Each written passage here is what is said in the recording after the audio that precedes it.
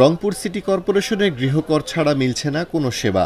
সেবা কর নিতে হলে গৃহকর পরিশোধিত রসিদেও কপি ও উৎসকর নেওয়ায় বিপাকে পড়েছে সেবা প্রার্থীরা। কর ছাড়া সেবা না পেয়ে বিক্ষুব্ধ সেবা প্রার্থীরা নগর ভবনের কার্যক্রম বন্ধ করে দেয়। 18 মে রোববার বিকেল 3টায় বিক্ষুব্ধ সেবা প্রার্থীরা নগর ভবনের কলাপসিবল গেট লাগিয়ে কার্যক্রম বন্ধ করে দিয়ে বিক্ষোভ করে। সেবা প্রার্থীদের অভিযোগ, নগরীতে 1 লাখ বাড়ির মালিক হলেও 5 লাখ ভাড়াটিয়া থাকেন। টিকাদান, জন্মদান, ট্রেড লাইসেন্স, ওয়ারিশন সনদ, নাগরিকত্ব সহ সিটি কর্পোরেশনের সব সেবা পেতে নির্দিষ্ট মূল্য দিলেই পাওয়া যেত। কিন্তু হঠাৎ করে গৃহকর ও উৎসকর পরিশোধ ছাড়া কোনো সেবা পাচ্ছেন না তারা। এমনকি বর্ধিত এলাকার হোল্ডিং না থাকলেও তাদের কাছে হোল্ড চাওয়া হচ্ছে। এতে হয়রানি ও ভোগান্তিতে পড়েছেন তারা। যে ট্রেড লাইসেন্স আগে করতে গেলে নির্দিষ্ট একটা ফি ছিল, যে এই মুদিখানার দোকান করলে এই সরকারি খাতে এই টাকাটা জমা দিয়ে তার লাইসেন্স দেওয়া হয়।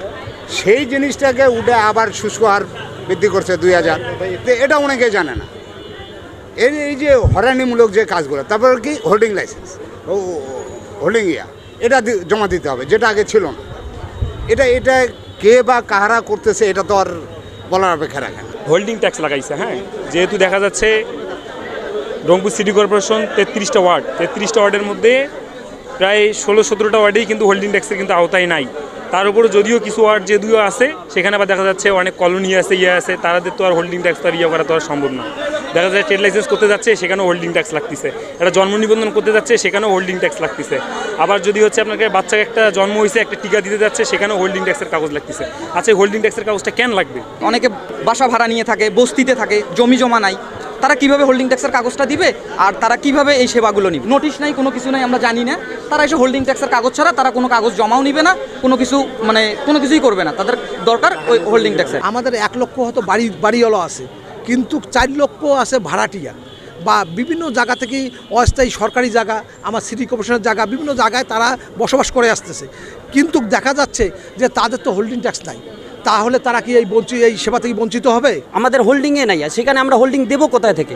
তাই অতি দ্রুত এই বিষয়ে সমাধান দেওয়ার জন্য অনুরোধ করা হলো। রংপুর সিটি কর্পোরেশনের প্রধান নির্বাহী কর্মকর্তা উম্মে ফাতিমা বলেন, শুধু রংপুর নয়, সব সিটি কর্পোরেশনে এটা আছে। সব সেবার সাথে ট্যাক্স আদায় বাধ্যতামূলক। কারো যদি আপত্তি থাকে সেটি শোনা হচ্ছে। এটা হয়রানি মনে করলে করা যাবে না কেন?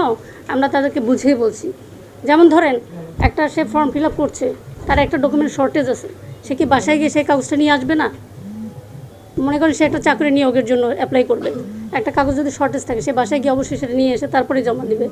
তো কাজে আমরা যখন তাদেরকে অভ্যস্ত করছি, তাদেরকে বলা হচ্ছে যে হ্যাঁ, আপনারা এই বিলের কপিটা এখানে যুক্তি করে দেন। সে হয়তো আরেকবার গিয়ে যদি থেকে থাকে, সে সেটা নিয়ে এসে জমা দিচ্ছে। আর যে না থাকতেছে, সে যৌক্তিক কারণ দেখাচ্ছে, সেটা ছাড়াই আমরা তখন তাকে সেবাটা দিয়ে দিচ্ছি। এখানে আমি মনে করি না যে আমাদের কোনো ভুল আছে। আপনাদের মতামত থাকলে আপনারা দিতে পারেন।